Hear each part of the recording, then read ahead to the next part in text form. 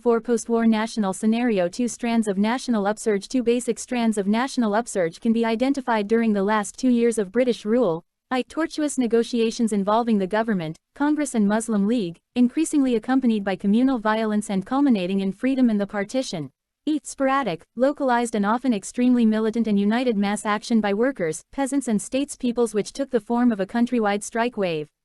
This kind of activity was occasioned by the INA release movement, Royal Indian Navy RIN revolt, Tebhaga movement, Worli revolt, Punjab Kisan Morchas, Travancore people's struggle, especially the Punapra Vayalar episode, and the Telangana peasant revolt. Change in government's attitude. When the government lifted the ban on the Congress and released the Congress leaders in June 1945, they expected to find a demoralized people. Instead, they found tumultuous crowds impatient to do something. Popular energy resurfaced after 3 years of repression. People's expectations were 462. Post-war national scenario 463 heightened by the release of their leaders. The Wavell plan backed by the Conservative government in Britain failed to break the constitutional deadlock. In July 1945, Labour Party formed the government in Britain. Clement Attlee took over as the new Prime Minister and Pethick Lawrence as the new Secretary of State for India. In August 1945, elections to central and provincial assemblies were announced. In September 1945, it was announced that a constituent assembly would be convened after the elections and that the government was working according to the spirit of the Cripps offer. The government's change attitude was dictated by the following factors. 1. The end of the war resulted in a change in balance of global power. The UK was no more a big power while the USA and USSR emerged as superpowers, both of which favored freedom for India. 2. The new Labour government was more sympathetic to Indian demands. 3. Throughout Europe, there was a wave of socialist radical governments. 4. British soldiers were weary and tired and the British economy lay shattered. By 1945 the British government in London owed India £1.2 billion and was being drained by the US Lend-Lease Agreement, which was finally paid off only in 2006. 5. There was an anti-imperialist wave in Southeast Asia, in Vietnam and Indonesia, resisting efforts to replant French and Dutch rule there. 6. Officials feared another Congress revolt, a revival of the 1942 situation but much more dangerous because of a likely combination of attacks on communications, agrarian revolts, labor trouble, army disaffection joined by government officials and the police in the presence of INA men with some military experience. 7. Elections were inevitable once the war ended since the last elections had been held in 1934 for the center and in 1937 for the provinces. The British would have had to retreat. The Labour government only quickened the process somewhat. 464 A brief history of modern India. Congress election campaign and INA trials. Elections were held in the winter of 1945-46. Election campaign for nationalistic aims. The most significant feature of the election campaign was that it sought to mobilize the Indians against the British. It did not just appeal to the people for votes. The election campaign expressed the nationalist sentiments against the state repression of the 1942 Quit India upsurge. This was done by glorifying martyrs and condemning officials. The brave resistance of the leaderless people was lauded, martyrs' memorials were set up, relief funds were collected for sufferers, the officials responsible for causing pain were condemned, and promises of enquiry and threats of punishment to guilty officials were spelled out. The government failed to check such speeches. This had a devastating effect on the morale of the services. The prospect of the return of Congress ministries, especially in those provinces where repression had been most brutal, further heightened the fears of those in government services. A gentleman's agreement with the Congress seemed necessary to the government. Mass pressure against the trial of INA POWs, sometimes described as an edge of a volcano, brought about a decisive shift in the government's policy. The British had initially decided to hold public trials of several hundreds of INA prisoners besides dismissing them from service and detaining without trial around 7,000 of them. They compounded the folly by holding the first trial at the Red Fort in Delhi in November 1945 and putting on dock together a Hindu, Prem Kumar Sehgal, a Muslim, Shahnawaz Khan, and a Sikh, Gurbaksh Singh Dhillon. Another issue was provided by the use of Indian Army units in a bid to restore French and Dutch colonial rule in Vietnam and Indonesia. This enhanced the anti-imperialist feeling among a section of urban population and the army. Post-war national scenario 465 Congress support for INA prisoners filled circle at the first post-war Congress session in September 1945 at Bombay. A strong resolution was adopted declaring Congress support for the INA cause. Filled circle defense of INA prisoners in the court was organized by Bhulabhai Desai, Tej Bahadur Sapru, Kailash Nath Kachu, Jawaharlal Nehru and Asaf Ali. Filled circle INA Relief and Enquiry Committee distributed small sums of money and food, and helped arrange employment for the affected. Filled circle fund collection was organized. The INA agitation, a landmark on many counts. The high pitch and intensity at which the campaign for the release of INA prisoners was conducted was unprecedented. The agitation got wide publicity through extensive press coverage with daily editorials, distribution of pamphlets often containing threats of revenge, graffiti conveying similar messages, holding of public meetings and celebrations of INA Day, November 12, 1945, and INA Week, November 5 to 11. The campaign spread over a wide area of the country and witnessed the participation of diverse social groups and political parties. While the nerve centers of the agitation were Delhi, Bombay, Calcutta, Madras, United Provinces towns and Punjab, the campaign spread to distant places such as Coorg, Baluchistan and Assam. The forms of participation included fund contributions made by many people, from film stars, municipal committees, Indians living abroad and gurudwaras to Tongwalas, participation in meetings, shopkeepers closing shops, political groups demanding release of prisoners, contributing to INA funds, student meetings and boycott of classes, organizing Kizan conferences, and All India Women's Conference demanding the release of INA prisoners. Those who supported the INA cause in varying degrees, apart from the Congress, included the Muslim League, Communist Party, Unionists, Akalis, Justice Party, RRs in Rawalpindi, Rashtriya Swayamsevak Sangh, Hindu Mahasabha and the Sikh League. 466 A brief history of modern India. Pro-INA sentiments surfaced in traditional bulwarks of the Raj. Government employees collected funds. The loyalists, the gentlemen with titles, appealed to the government to abandon the trials for good Indo-British relations. Men of the armed forces were unexpectedly sympathetic and attended meetings, received those released often in uniforms and contributed funds. The central theme became the questioning of Britain's right to decide a matter concerning Indians. Britain realized the political significance of the INA issue, which with each day assumed more and more of an Indian versus British color. 3 upsurges, winter of 1945-46. The nationalist sentiment which reached a crescendo around the INA trials developed into violent confrontations with the authority in the winter of 1945-46. There were 3 major upsurges. 1. November 21, 1945, in Calcutta over the INA trials. 2. February 11, 1946, in Calcutta against the 7-year sentence to INA officer Rashid Ali. 3. February 18, 1946, in Bombay, strike by the Royal Indian Navy ratings. 3-stage pattern. All 3 upsurges showed a similar 3-stage pattern. Stage 1. When a group defies authority and is repressed. In the first instance of this stage, November 21, 1945, a student procession comprising some Forward Bloc sympathizers, Student Federation of India (SFI) activists and Islamia College students, who had joined up with the League and the Congress, tied flags as a symbol of anti-imperialist unity, marched to Dalhousie Square, the seat of government in Calcutta. These protesters refused to disperse and were lathi-charged. They retaliated by throwing stones and brickbats. The police resorted to firing, in which 2 persons died. Post-war national scenario 467. In the next step, February 11, 1946, the protest was led by Muslim League students, in which some Congress and Communist students' organizations joined. Some arrests provoked the students to defy Section 144. There were more arrests and the agitating students were lathi-charged. Rebellion by naval ratings. On February 18, 1946, some 1,100 Royal Indian Navy (RIN) ratings of HMIS Talwar went on a strike to protest against racial discrimination, demanding equal pay for Indian and white soldiers, unpalatable food, abuse by superior officers, arrest of a rating for scrawling, quit India, on HMIS Talwar, INA trials, use of Indian troops in Indonesia, demanding their withdrawal. The rebellious ratings hoisted the tricolor, crescent, and the hammer and sickle flags on the mast of the rebel fleet. Other ratings soon joined and they went around Bombay. In lorries holding Congress flags threatening Europeans and policemen. Crowds brought food to the ratings and shopkeepers invited them to take whatever they needed. Stage 2. When the city people joined in, this phase was marked by a virulent anti-British mood resulting in the virtual paralysis of Calcutta and Bombay. There were meetings, processions, strikes, hartals, and attacks on Europeans, police stations, shops, tram depots, railway stations, banks, besides stopping of rail and road traffic by squatting on tracks and barricading of streets. Stage 3. when people in other parts of the country express sympathy and solidarity. While the students boycotted classes and organized hurdles and processions to express sympathy with other students and the ratings, there were sympathetic strikes in military establishments in Karachi, Madras, Visakhapatnam, Calcutta, Delhi, Cochin, Jamnagar, Andamans, Bahrain and Aden.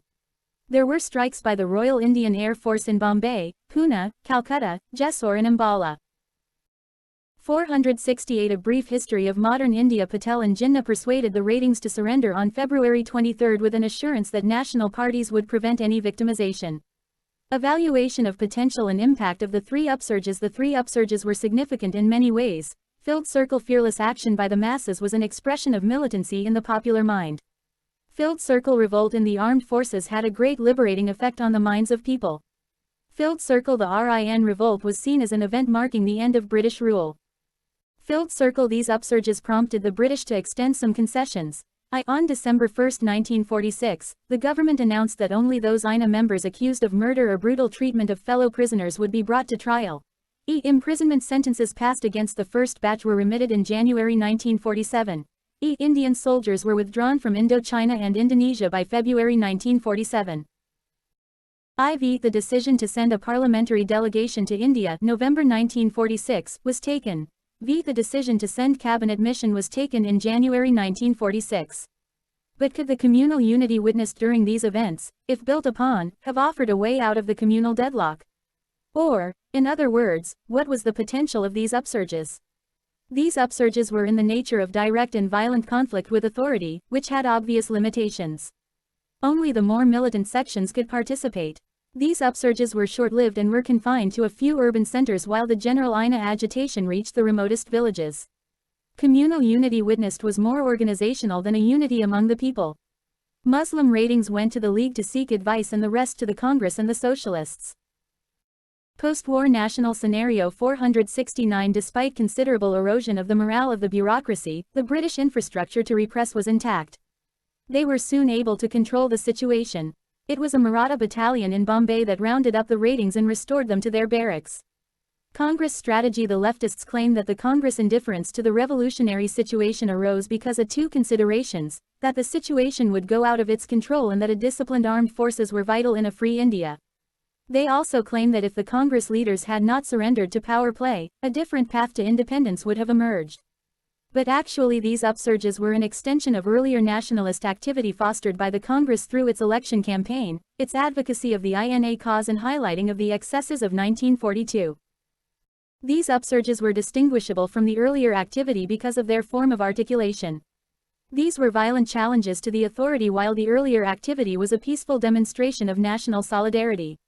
The Congress did not officially support these upsurges because of their tactics and timing.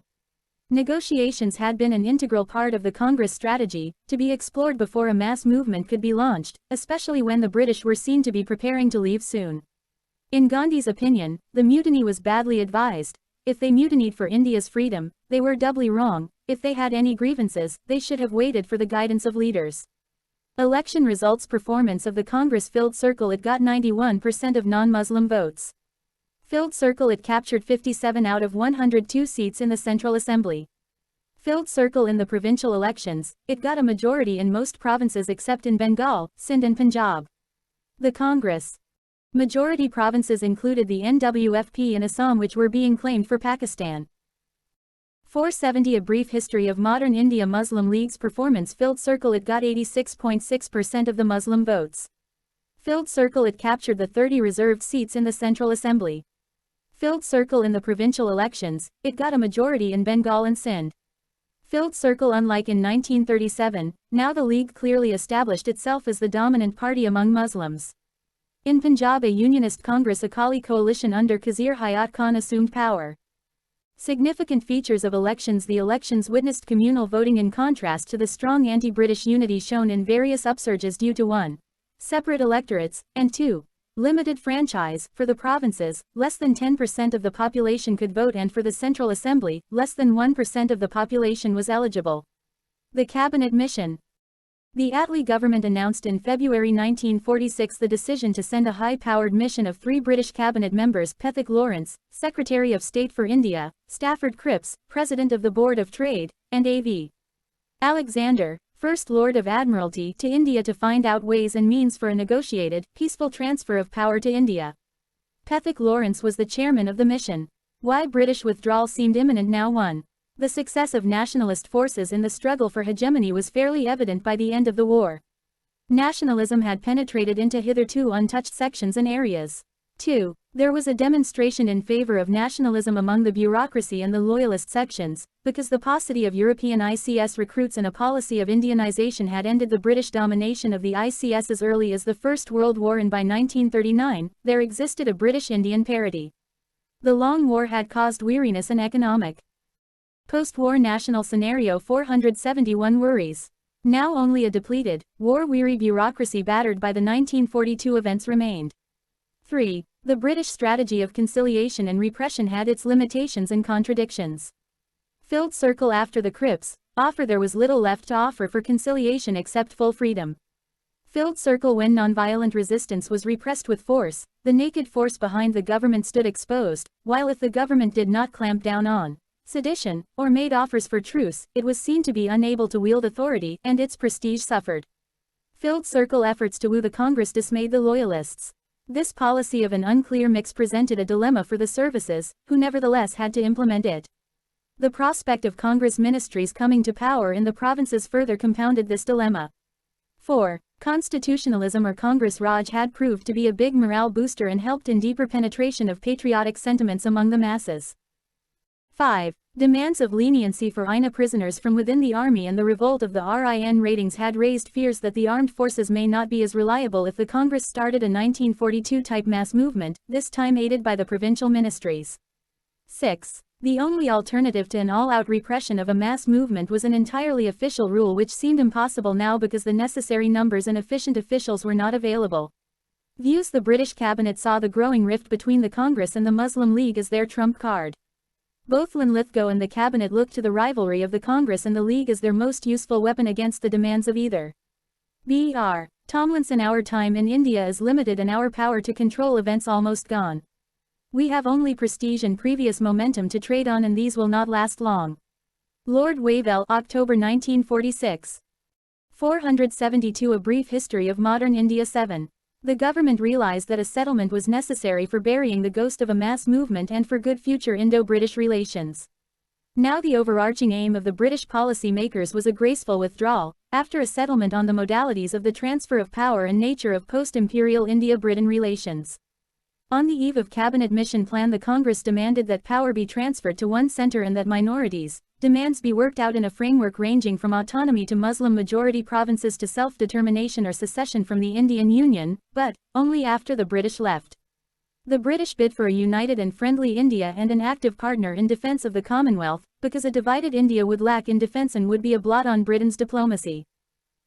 The British policy in 1946 clearly reflected a preference for a united India, in sharp contrast to earlier declarations. On March 15, 1946, the Prime Minister of Britain, Clement Attlee, said, "Though mindful of the rights of minorities, cannot allow a minority to place their veto on advance of the majority." This was a far cry from the Shimla Conference, where Wavell had allowed Jinnah to wreck the conference. Cabinet Mission arrives. The Cabinet Mission reached Delhi on March 24, 1946. It had prolonged discussions with Indian leaders of all parties and groups on the issues of interim government, and principles and procedures for framing a new constitution giving freedom to India. As the Congress and the League could not come to any agreement on the fundamental issue of the unity or partition of India, the mission put forward its own plan for the solution of the constitutional problem in May 1946. Cabinet Mission Plan, main points. Filled circle. Rejection of the demand for a full-fledged Pakistan, because post-war national scenario. 473. The Pakistan so formed would include a large non-Muslim population, 38% in the northwest and 48% in the northeast. The very principle of communal self-determination would claim separation of Hindu-majority Western Bengal and Sikh and Hindu-dominated Ambala and Jalandhar divisions of Punjab. Already some Sikh leaders were demanding a separate state if the country was partitioned. Deep-seated regional ties would be disturbed if Bengal and Punjab were partitioned. Partition would entail economic and administrative problems, for instance, the problem of communication between the western and eastern parts of Pakistan, and the division of the armed forces would be dangerous. Filled circle grouping of existing provincial assemblies into 3 sections.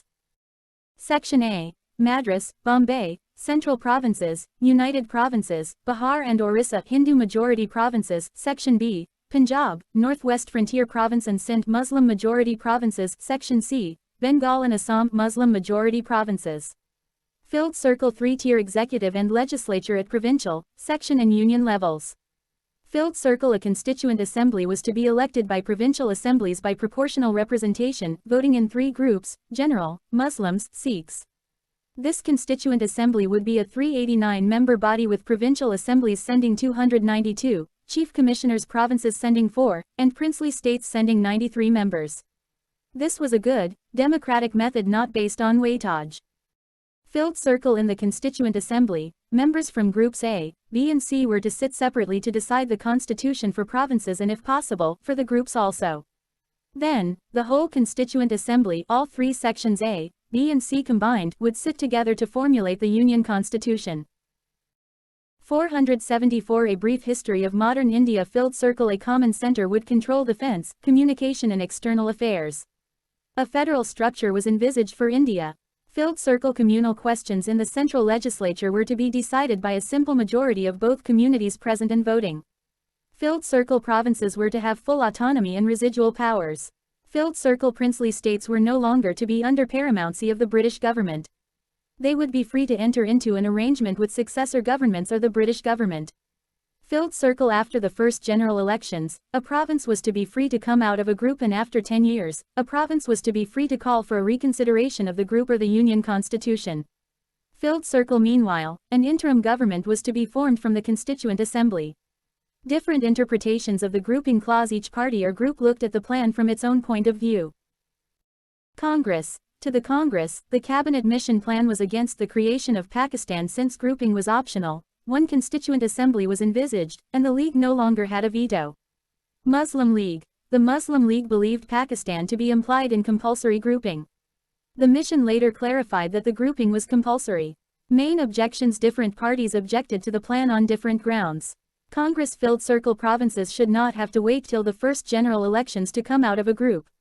They should have the option of not joining a group in the first place. Congress had the Congress-ruled provinces of NWFP and Assam in mind, which had been included in Groups B and C respectively. Filled circle compulsory grouping contradicts the oft-repeated insistence on provincial autonomy. Post-war national scenario. 475 Filled circle absence of provision for elected members from the princely states in the Constituent Assembly. They could only be nominated by the princes was not acceptable. League. Filled circle grouping should be compulsory, with sections B and C developing into solid entities with a view to future secession into Pakistan. The League had thought that the Congress would reject the plan, thus prompting the government to invite the League to form the interim government. Acceptance and rejection. The Muslim League on June 6 and the Congress on June 24, 1946 accepted the long-term plan put forward by the Cabinet Mission. July 1946 elections were held in provincial assemblies for the Constituent Assembly. July 10, 1946 Nehru stated, "We are not bound by a single thing except that we have decided to go into the Constituent Assembly," implying that the Constituent Assembly was sovereign and would decide the rules of procedure.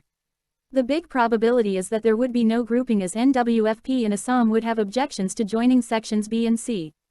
July 29, 1946 The League withdrew its acceptance of the long-term plan in response to Nehru's statement and gave a call for direct action from August 16 to achieve Pakistan. Wavell's breakdown plan. Wavell presented his plan to the Cabinet Mission in May 1946. It visualized a middle course between repression and scuttle. This plan envisaged the withdrawal of the British Army and officials to the Muslim provinces of Northwest and Northeast and handing over the rest of the country to the Congress. Though superseded by the Cabinet Mission Plan, Wavell's plan was an evidence of filled circle British recognition of the impossibility of suppressing any future Congress-led rebellion, filled circle desire in some high official circles to make a Northern Ireland of Pakistan.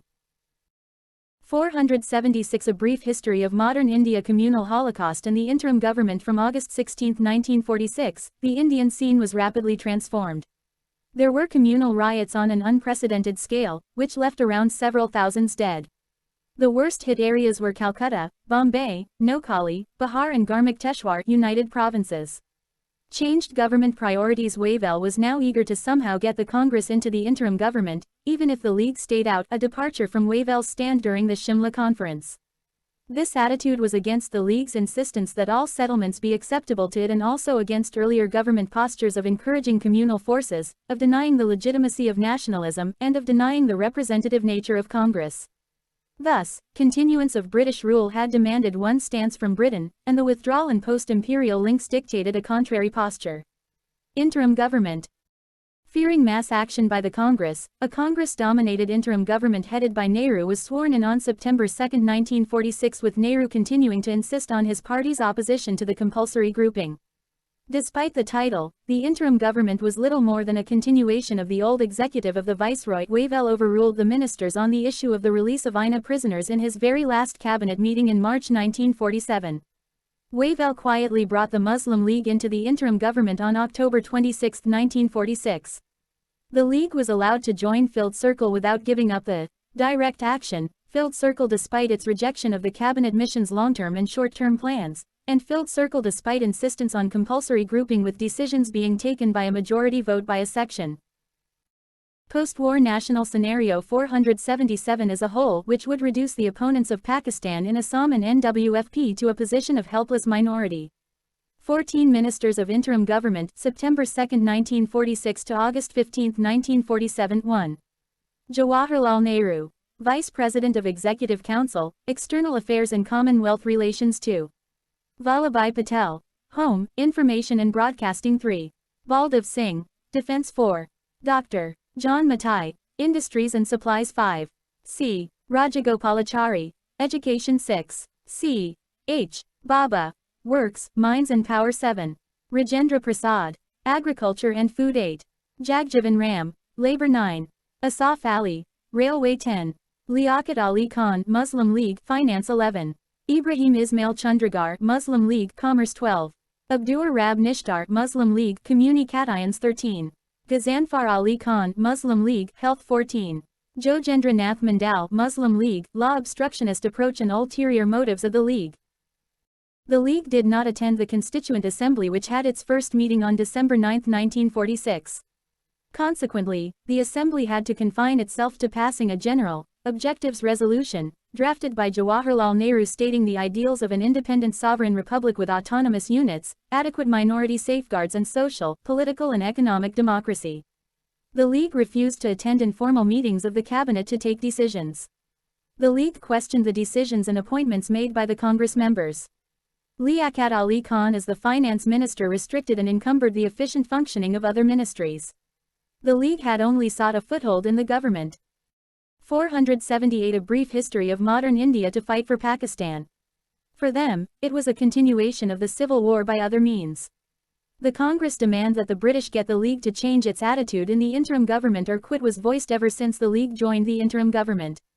In February 1947, 9 Congress members of the cabinet wrote to the Viceroy demanding the resignation of League members and threatening the withdrawal of their own nominees.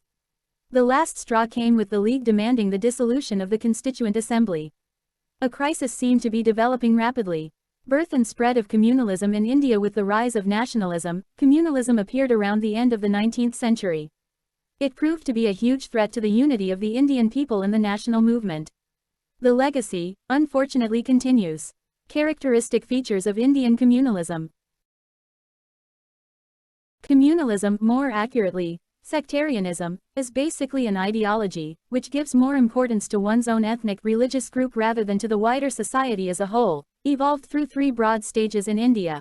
Communal nationalism, the notion that since a group or a section of people belong to a particular religious community, their secular interests are the same, i.e., even those matters which have got nothing to do with religion affect all of them equally.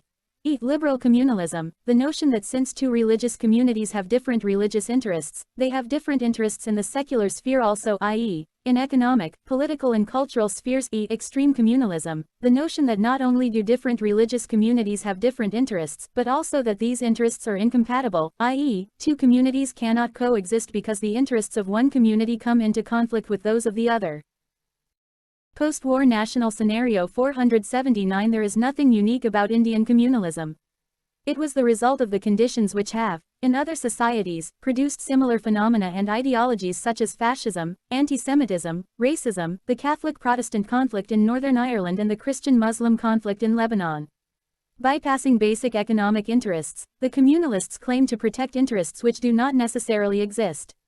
Communalism is a modern phenomenon, rooted in the modern social, economic and political colonial structure, that emerged out of modern politics based on mass mobilization and popular participation. Modern politics made it necessary for people to have wider links and loyalties and to form established identities.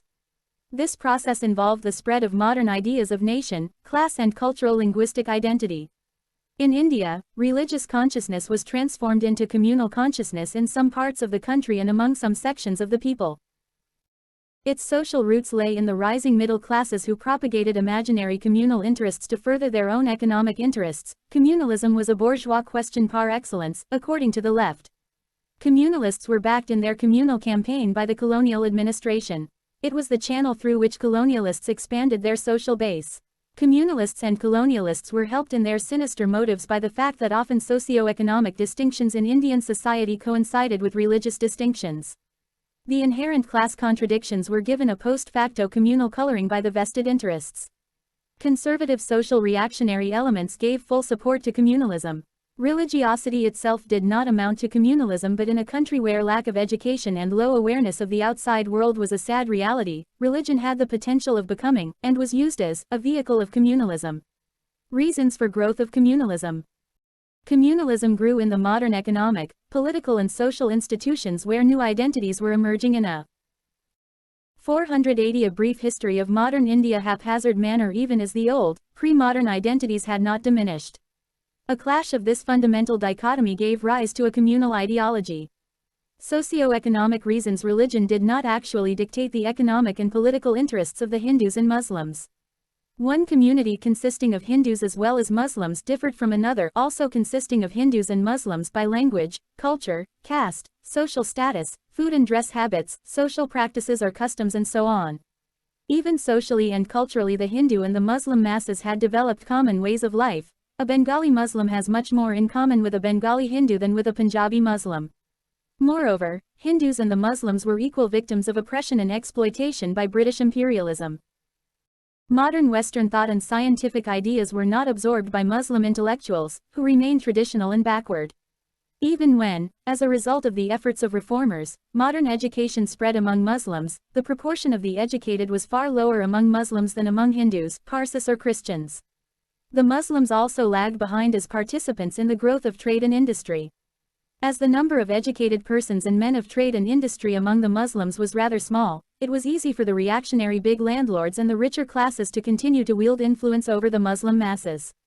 Landlords and zamindars, whether Hindu or Muslim, supported the British rule out of self-interest. But, among the Hindus, the modern intellectuals and the rising commercial and industrialist class had taken over the leadership from the old order of landlords. The educated Muslims found few opportunities in business or the professions, they inevitably looked for government employment. The British officials and the loyalist Muslim leaders incited the educated Muslims against the educated Hindus. Syed Ahmad Khan and others demanded special treatment for the Muslims in the matter of government service, on the one hand, and on the other told the Muslims that if the educated Muslims remained loyal to the British post-war national scenario 481 the latter would reward them with government jobs and other special favors. The same arguments were used by some loyalist Hindus and Parsis with regard to their people, but they were in a small minority. As a result of the underdevelopment due to colonial policies, there was a lack of industrial development, hence, unemployment was an acute problem in India, especially for the educated, and there was an intense competition for existing jobs. In the circumstances there were advocates of short-sighted and short-term solutions such as reservation in jobs on communal, provincial or caste lines. These persons aroused communal and religious and, later, caste and provincial passions in an attempt to get a larger share of the existing, limited employment opportunities. It was easy for those desperately searching for jobs for employment to fall prey to such ideas. Because of the economic backwardness of India and rampant unemployment, there was ample scope for the colonial government to use concessions, favors and reservations to fuel communal and separatist tendencies. Also, modern political consciousness was late in developing among the Muslims and the dominance of traditional reactionary elements over the Muslim masses helped a communal outlook to take root. There was talk of Hindu nationalism and Muslim nationalism. Politically immature, many Hindus as well as views there has been a difference of a generation or more in the development of the Hindu and the Muslim middle classes, and that difference continues to show itself in many directions, political, economic, and other. It is this lag which produces a psychology of fear among the Muslims. Jawaharlal Nehru in the discovery of India. He who does what is beneficial to the people of this country, be he a Muhammadan or an Englishman, is not alien. Alienus has to do with interests. Alienus is certainly not concerned with white or black skin or religion. Bal Gangadhar Tilak. 482 A brief history of modern India. Muslims did not realize that the economic, educational and cultural difficulties they were experiencing were born out of their subjection to foreign rule and because of economic underdevelopment. British policy of divide and rule. Muslims were generally looked upon with suspicion initially, especially after the Wahhabi and 1857 revolts, and were subjected to repression and discrimination by the British government. Also, the introduction of English education had undermined Arabic and Persian learning, which added further to the economic backwardness and exclusion of the Muslims from service. After the 1870s, with signs of the emergence of Indian nationalism and growing politicization of the educated middle classes, the government reversed its policy of repression of Muslims and, instead, decided to rally them behind the government through concessions, favors and reservations, and used them against nationalist forces. The government used persons like Sir Syed Ahmed Khan to counter the growing influence of the Congress. Syed Ahmed Khan had a broad-minded and reformist outlook initially, but later he started supporting the colonial government, exhorting the Muslim masses to stay away from the Congress and not to get politicized. He also started talking of separate interests of Hindus and Muslims. Communalism in history writing. Initially suggested by imperialist historians and later adopted by some chauvinist Indian historians, the communal interpretation of Indian history portrayed the ancient phase as the Hindu phase and the medieval phase, which included the rule of the Turks, the Afghans and the Mughals, as the Muslim phase. The conflicts of ruling classes during the medieval phase were distorted and exaggerated as Hindu-Muslim conflicts. Historians ignored the fact that politics, ancient and medieval as of all times and anywhere, was based on economic and political interests and not on religious considerations. It was in the interests of the British and communal historians to refuse to acknowledge the notion of post-war national scenario. 483 View communal harmony could not be permanently established in our country so long as highly distorted versions of history were taught in her schools and colleges, through the history textbooks. M.K. Gandhi. A composite culture in India. On its part, the Hindu communal view of history chose to project the view that Indian society and culture had reached ideal heights in the ancient period from which they began to decay in the medieval period because of Muslim rule. In this, there was a refusal to acknowledge how Indian economy and technology, religion and philosophy, arts and literature, culture and society had developed and been enriched in the medieval period. Side effects of socio-religious reform movements. Reform movements such as the Wahhabi movement among Muslims and Shuddhi among Hindus with their militant overtones made the role of religion more vulnerable to communalism. Reforms, at times, were seen as a process of insulating one community from the influence of another religious community. Side effects of militant nationalism. The early nationalists made conscious efforts to remove minority fears. Dadabhai Nauroji, presiding over the Second Congress Session 1886, declared the intentions of the Congress not to raise socio-religious questions in its forums. In 1889 the Congress decided not to take up any issue opposed by the Muslims. But later, with the coming of militant nationalism, a distinct Hindu nationalist tinge was palpable in the nationalist politics. For instance, Tilak's Ganapati and Shivaji festivals and anti-cow slaughter campaigns created much suspicion. Aurobindo's vision of an Aryanized world, the Swadeshi movement with elements like dips in the Ganga and revolutionary activity with oath-taking before goddesses were hardly likely to enthuse Muslims into these campaigns in a big way. The communal element in the Lucknow Pact 1916 and the Khilafat agitation 1920-22 was too visible to be of insignificant consequences. 484 A brief history of modern India. When the Khilafat question came up, there was unease among some congressmen who felt that the issue was not really nationalistic. The fight against imperialistic Britain in this case was not about the economic and political consequences of imperialism, but on the ground that the Caliph and some holy places of Islam were being threatened. The Muslims' sympathy for Turkey was on religious grounds. Even later, the heroes and myths and cultural traditions the Muslims appealed to belonged not to the history of India but to the history of West Asia. Though this tendency did not immediately clash with Indian nationalism, but in fact made its supporters anti-imperialist, in the longer term, it encouraged the habit of looking at political questions from a religious point of view. Communal reaction by majority community. The minority communalism met with a reaction from the majority community. From the 1870s itself, some Hindu zamindars, moneylenders and middle-class professionals began to give expression to anti-Muslim sentiments. They went to the extent of declaring that the British had liberated the land from Muslim tyranny and saved the Hindus from the oppression by Muslims. The cause of Hindi was given a communal color by saying that Urdu was the language of the Muslims, which was not historically quite correct. Then came organizations to promote a communal outlook. The Punjab Hindu Sabha, founded in 1909 by UN. Mukherjee and Lal Chand, opposed the Congress for trying to unite Indians of all colors into a single nation. They argued that Hindus should side with the colonial government in their fight against Muslims. The All India Hindu Mahasabha held its first session in April 1915 with the Maharaja of Kazim Bazar as president. The Rashtriya Swayamsevak Sangh (RSS) was established in 1925. However, Hindu communalism was not a strong force for a long time as the modern secular intelligentsia and middle class among Hindus wielded a greater influence. This was not the case with the Muslims. The Muslim communal elements, landlords, traditional religious leaders and bureaucrats, exercised a lot of influence on the Muslims. Post-war national scenario 485. The one-upmanship of different versions of communal tendencies was a factor which deterred any effective counteroffensive against communalism.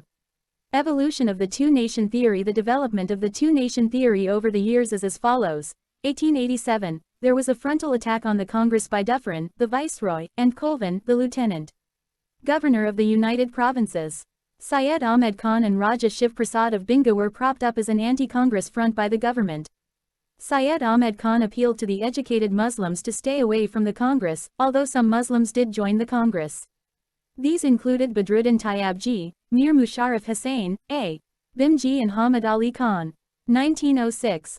Aga Khan led a Muslim delegation called the Shimla Delegation to the Viceroy, Lord Minto, to demand separate electorates for Muslims at all levels and that the Muslim representation should be commensurate not only with their numerical strength but also with their political importance and their contribution to the British Empire. Minto assured them of special communal representation in excess of their population for their extraordinary service to the empire. The All India Muslim League was founded by the Aga Khan, Nawab Salimullah of Dhaka, Nawab Mohsin ul Mulk and Nawab Waqar ul Mulk to preach loyalty to the British government and to keep the Muslim intelligentsia away from the Congress. 1909. Separate electorates were awarded under Morley Minto reforms. Punjab Hindu Sabha was founded by UN. Mukherjee and Lal Chand. 1915. First session of All India Hindu Mahasabha was held under the aegis of the Maharaja of Kazim Bazar. 1912–24. During this period, the Muslim League was dominated by younger Muslim nationalists, but their nationalism was inspired by a communal view of political questions. 486. A brief history of modern India. 1916. The Congress accepted the Muslim League demand of separate electorates and the Congress and the League presented joint demands to the government. But the Congress and the League came together as separate political entities and the Congress gave political legitimacy to the existence of the Muslim League. 1920–22. Muslims participated in the Rowlatt and Khilafat non-cooperation agitations, but there was a communal element in the political outlook of the Muslims. 1920s, the shadow of communal riots loomed large over the country. The Arya Samajis started Shuddhi purification and Sangathan organization movements. The Shuddhi movement was aimed at reconverting to Hinduism those who had converted to Islam. The Muslims started the Tabligh and Tanzim movements in retaliation. Some nationalists also turned communal. The Swarajists were divided along communal lines and many of the responsivists among them joined the Hindu Mahasabha. The Ali brothers, after having put up a spectacular united front with the Congress, accused the Congress of protecting only Hindu interests. The Congress failed to evolve a suitable strategy to counter the rise of communalism.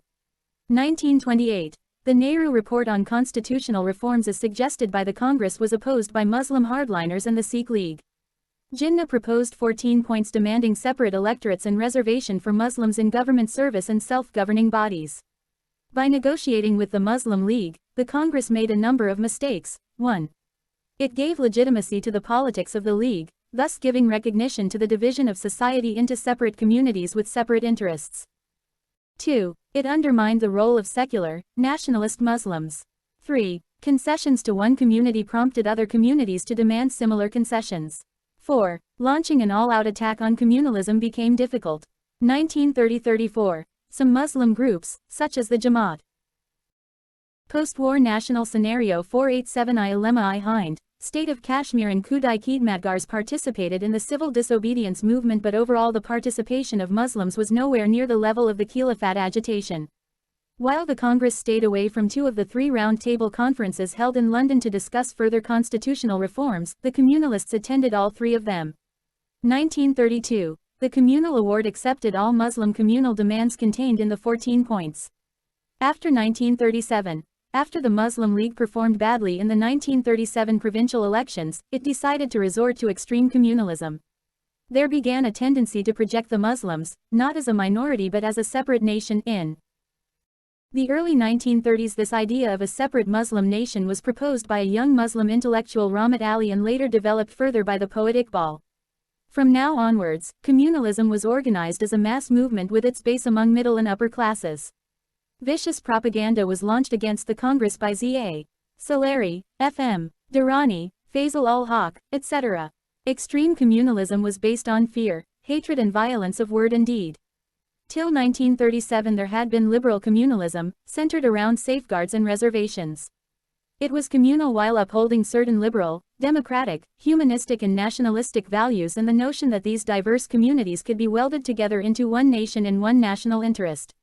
The extreme communalism of Muslims found its echo in the militant communal nationalism of Hindus represented by organizations such as the Hindu Mahasabha and RSS and in the thoughts of leaders like Golwalkar. There were several reasons for the advent of extreme communalism. 1. With increasing radicalization, the reactionary elements searched for a social base through channels of communalism. 2. The colonial administration had exhausted all other means to divide nationalists. 3. Earlier failures to challenge communal tendencies had emboldened the communal forces. 488 A brief history of modern India views the question of majority and minority community as a creation of the British government and would disappear with their withdrawal. We divide and they rule. M.K. Gandhi. Maulana Muhammad Ali. After 1940 it was clear as daylight to the Muslims that their real destiny was neither a second-class citizenship in a unnational Hindu state, nor even the doubtful partnership in a multinational India, but a separate nationhood with a separate homeland. History of Freedom Movement of Pakistan. The independent sovereign nation of Pakistan was born in the Muslim University of Aligarh. Aga Khan 1937-39. Jinnah blocked all avenues for conciliation by forwarding the impossible demand that the Congress should declare itself a Hindu organization and recognize the Muslim League as the sole representative of the Indian Muslims. March 24, 1940. The Pakistan Resolution was passed at the Lahore session of the Muslim League calling for grouping of all geographically contiguous Muslim majority areas, mainly northwestern and eastern India, into independent states in which the constituent units shall be autonomous and sovereign, and adequate safeguards to Muslims in other areas where they are in a minority. During Second World War the British India government gave a virtual veto to the League on political settlement. The League made full use of this privilege and stuck to its demand of a separate Pakistan throughout the negotiations under the August Offer, Cripps Proposals, Shimla Conference and Cabinet Mission Plan. Finally, it got what it had aspired for, an independent Pakistan comprising Muslim-majority areas of Punjab, Sindh, Baluchistan, Northwest Frontier Province and Bengal in 1947.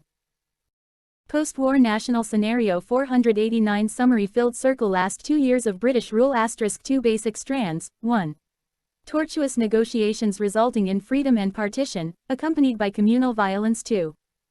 Sporadic, localized mass action. July 1945 Labour government comes to power in Britain. August 1945 elections to central and provincial assemblies announced. September 1945 announcement of a constituent assembly. After war a change in government's attitude due to change in global power equations. UK no longer a power. Labour government sympathetic to India. Tired British soldiers and shattered British economy. Anti-imperialist wave throughout Asia. Officials feared another Congress revolt. 2 main election planks for Congress. 1. Repression of 1942. 2. Mass pressure against trial of Ina Pow's Ina agitation. Main features. 3 upsurges had unprecedented high pitch and intensity, had wide geographical and social spread, penetrated traditional bulwarks of Raj, government employees and loyalists with each day, became a purely India versus Britain issue. 1. November 21, 1945 in Calcutta over INA trials 2. February 11, 1946 in Calcutta over 7-year sentence to an INA officer 3. February 18, 1946 in Bombay, strike by Royal Indian Navy ratings. Congress did not support these upsurges because of their timing and tactics. Election results. Congress won 57 out of 102 seats in Central Assembly, got majority in Madras, Bombay, Up, Bihar, Orissa and Central Provinces and coalition partner with Unionists and Akalis in Punjab. Muslim League won 30 reserved seats in Central Assembly, got majority in Bengal, Sindh. Why British withdrawal seemed imminent by 1946. 490 A brief history of modern India. 1. Success of nationalist forces in struggle for hegemony. 2. Demoralization among bureaucracy and the loyalist sections. 3. Limitations of British strategy of conciliation and repression. 4. Demands of leniency for INA by Armyman and RIN ratings, revolt. 5. An entirely official rule was impossible. Main aim of government policy now a graceful withdrawal after settlement on modalities of transfer of power, and post-imperial Indo-British relations. Filled circle cabinet mission. Proposals. Rejection of Pakistan grouping of existing assemblies into 3 sections A, B, C. 3-tier executive and legislature at province, princely states and union-level provincial assemblies to elect a constituent assembly. Common center for defense, communications, external affairs. Provinces to have autonomy and residual powers. Princely states free to have an arrangement with the successor government or the British government in future, a province free to come out of the section or the union. Meanwhile, an interim government to be formed from constituent assembly. Interpretation. Congress claimed that the grouping was optional while the League thought that the grouping was compulsory. Mission decided the matter in the League's favor. Acceptance. League, followed by Congress, accepted cabinet mission proposals in June 1946. Further developments. July 1946 League withdrew from the plan after Nehru's press statement, and gave a call for direct action. From August 16, 1946 September 1946 an interim government headed by Nehru sworn in October 1946 League joins interim government and follows an obstructionist approach. February 1947 Congress members demand removal of League members, League demands dissolution of Constituent Assembly. Filled circle birth and